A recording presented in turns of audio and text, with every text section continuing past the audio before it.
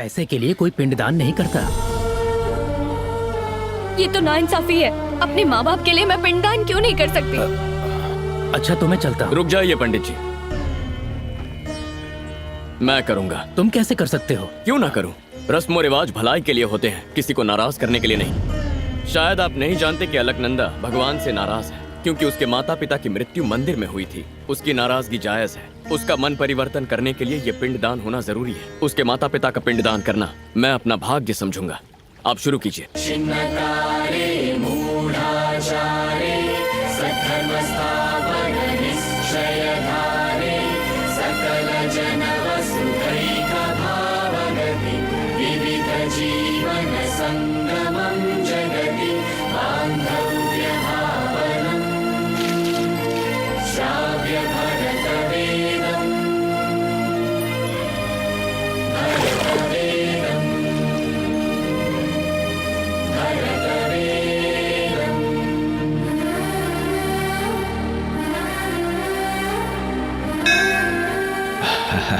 किसका शुक्रिया अदा कर रही हो बेटा?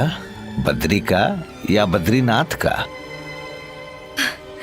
बद्री का है। लोगों ने अमरनाथ के लोगों को बंदी बना लिया है और उनकी ये मांग है कि उनके साथी को जेल से फौरन रिहा कर दिया जाए। ऐसा ना करने पर वो उन बंदियों को जान से मार देंगे।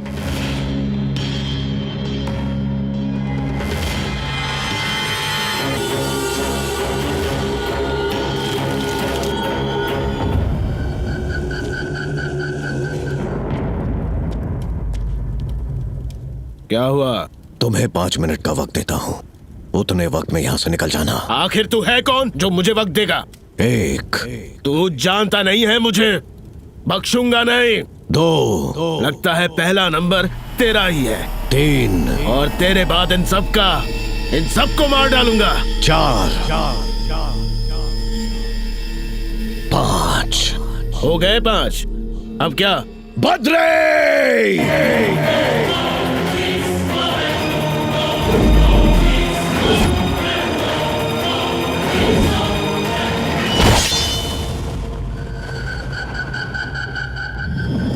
बद्री, तुम्हारे पास भी 5 मिनट का वक्त है। इनमें से एक भी बचना नहीं चाहिए।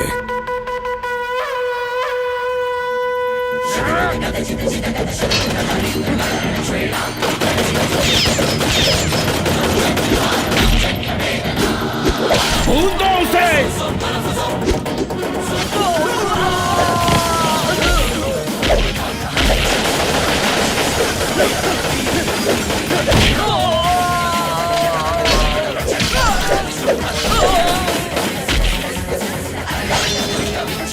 जान से मार दूंगा।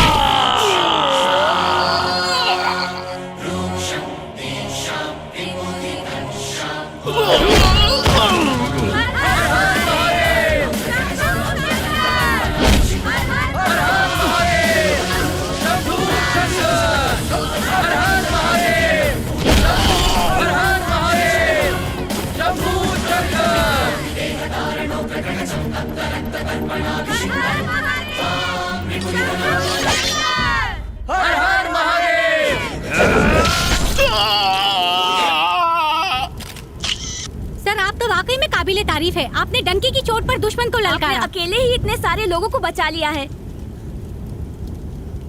बद्री मेरा हथियार है, वज्र जैसा बलशाली।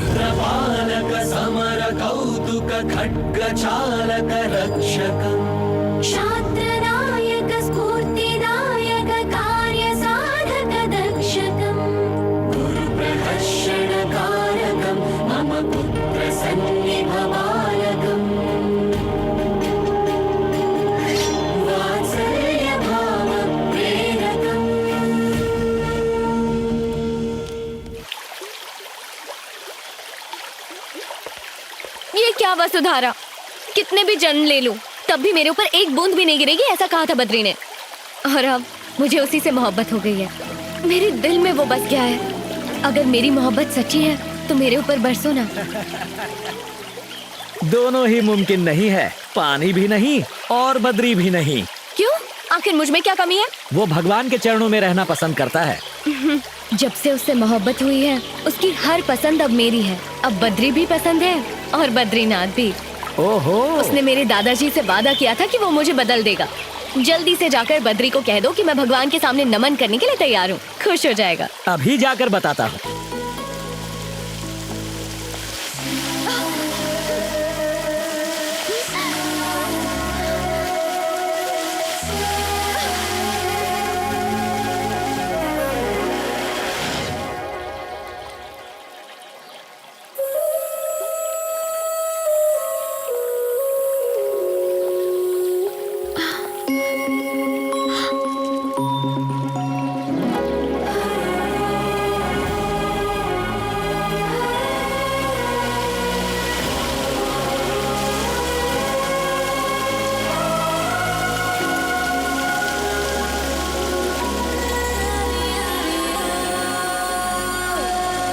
दया करना।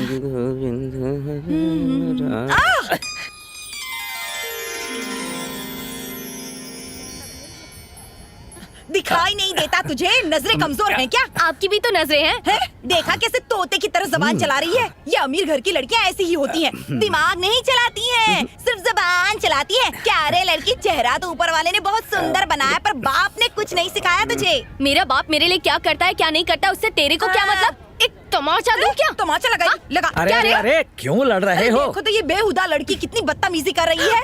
हाँ? मुझे जलील करेगी अरे तू अरे क्या? अरे, क्या कर रही हो? तुम इन्हें जानती हो क्या? ये बद्री के माता पिता हैं। अब लड़ो। इसे बिजली का झटका क्यों लग गया? इसे क्या समझती हो? ये बद्री से मोहब्बत करती है, आपकी होने वाली बहू। अब हाथ उठाओ। नमस्ते सासू माँ। अरे देखो तो जरा, इतनी तहजीब वाली लड़की मैंने आज तक नहीं देखी। क्या परवरिश की है इसके बाप ने? ऐसा? वैसे कितना माल है इसके पास? 5,000 करोड़। इतनी रकम सुनते ही सांप सूंघ गया। 5,000 करोड़ कितने होते हैं? आसमान से लेकर जमीन तक की सीढ़ियाँ लगा सकते हैं इतने पैसों में। अरे अरे कितनी धूप है, ये मोम जैसी बेचारी पिघल जाएगी। छी, धोकर तो पहनना चाहिए था। आओ बेटी, हम जैसे अमीरों को धूप में नहीं खड़े रहना चाहिए। हमारे जैसे? हाँ, हम दोनों अमीर जो हैं, रातों रात अमीर हो गए। क्यों ना बहू रानी? जी सासू माँ। सुनिए जी, गुरुजी ने हमें इतनी जल्दबाजी में क्यों बुलाया, कुछ समझ में आया आपको? क्यों बुलाया? अरे बद्री और इसकी शादी की बात करनी होगी ना। ऐसी बात है तो चलो। अब मोम की परी पिघलना नहीं, धूप बहुत है। किसे ढूंढ रही हो?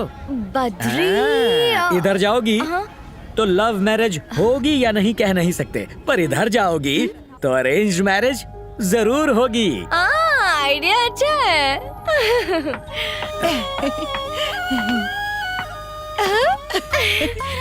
जरा देखो तो अपनी बहू रानी को। वो तो है। आजा। मैं यही इंतजार करती हूँ, आप लोग जाइए। अच्छा, जाइए ना। नमस्कार स्वामी। नमस्ते गुरुजी। आओ गोविंद, आपने किसी जरूरी काम के लिए बुलाया था?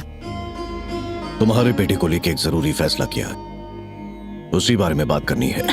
मैंने कहा था ना, वही बात है। फैसला क्या है? अमरनाथ को आतंकवादियों के हाथ से बचाकर बद्री ने मेरा नाम रोशन किया है। आपका शागिर्द जो है स्वामी जी। मेरी प्राचीन विद्या को तुम्हारा बेटा ही आगे ले जा सकता है, इसीलिए मैं चाहता हूँ कि मेरे बाद बद्रीनाथ का वारिस वो बने। जो हुकुम स्वामी जी, वो आप ही का बेटा है।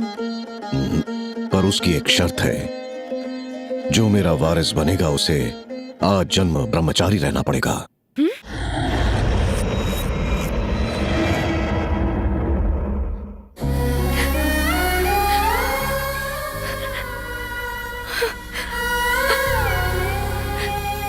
मतलब मेरा बेटा शादी नहीं कर सकता? कभी नहीं कर सकता। इतने सालों से तक्षशिला की रक्षा करने के लिए मैं, मेरे गुरु, उनके गुरु सब ब्रह्मचारी ही रहे। माँ बाप होने के नाते आप दोनों की सहमति चाहिए, सोच कर बताइएगा। ये क्या हो गया जी? ये गुरुजी क्या कह रहे हैं? हम अपने बेटे को भला ऐसे कैसे देख सकते हैं? इस मासूम का तो सोचिए। ये वक्त उस लड़की के बारे में सोचने का नहीं है, अपने बेटे के बारे में सोचने का है। शादी करना, परिवार बनाना इंसान ही नहीं पशु भी करते हैं, मगर तक्षशिला का वारिस बनना करोड़ों में एक की तकदीर में होता है। हमारा बेटा तकदीर वाला है, आंसू मत बहाओ। आपको इसे मन से स्वीकारना होगा, इसमें कोई जबरदस्ती नहीं है। हम राजी हैं गुरुजी। गुरुजी, एक बार अगर बद्री से पूछ लेते तो। वो मेरा शिष्य है, मेरी बात नहीं टालेगा।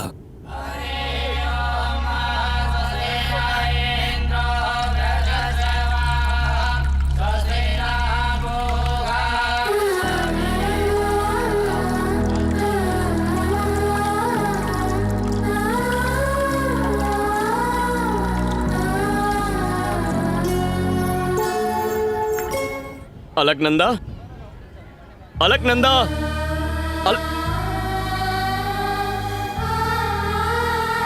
यहाँ क्या कर रही हो? तुम तो प्रणाम करने वाली थी, कैसे करोगी? हाथ जोड़कर करोगी या जमीन पर लेटकर या फिर ऐसे गोल घूमकर?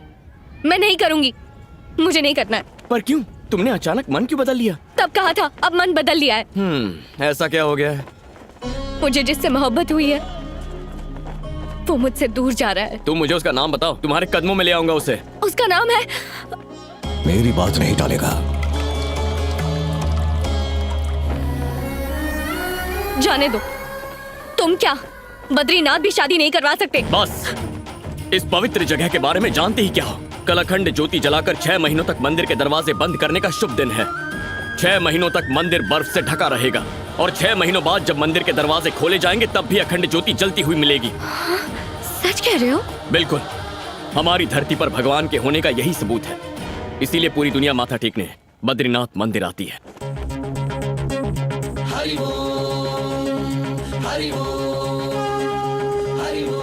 कल उस अखंड ज्योति को देखकर अपने मन की इच्छा मांगोगी और 6 महीने बाद उसी ज्योति के फिर से दर्शन करोगी तो जिसे चाहती हो उससे शादी हो जाएगी।